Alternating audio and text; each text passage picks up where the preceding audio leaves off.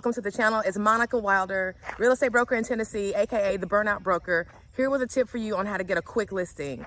So the foreclosures in your area, you're going to go to the public notices and you're going to look for people who have auction dates. Now, I know this may sound a little bit like, oh my gosh, I don't want to be involved in this. These folks are going through foreclosure. This is a bad time for them. But this is when they need you most, because if you don't help them, their alternatives are A, to lose their house to foreclosure, or B, get an offer for some investor for pennies on the dollar. And this is the time where they need to get the most money, absolute most money that they can out of their house.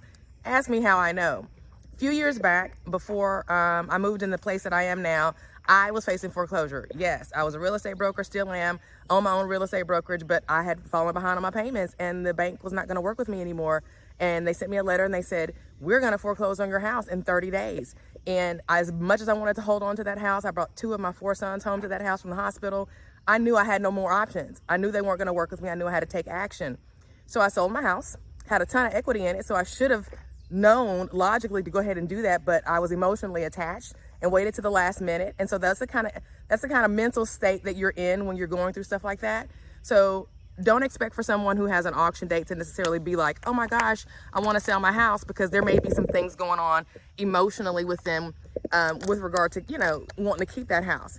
Long story short, I had to get over that quickly, or else I was going to lose everything, all the equity in that house, everything that I had earned over the 13 years that I'd owned that house. We're going to go to the bank.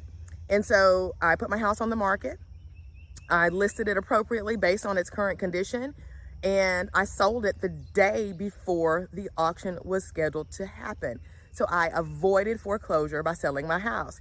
There are dozens and hundreds, and if not more, people just like that in your county right now in need of your help.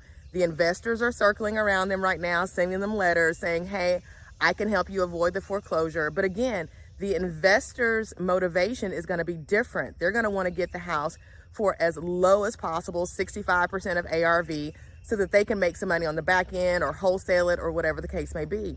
No shade to them, but what you're going to find at this channel is the advocate approach.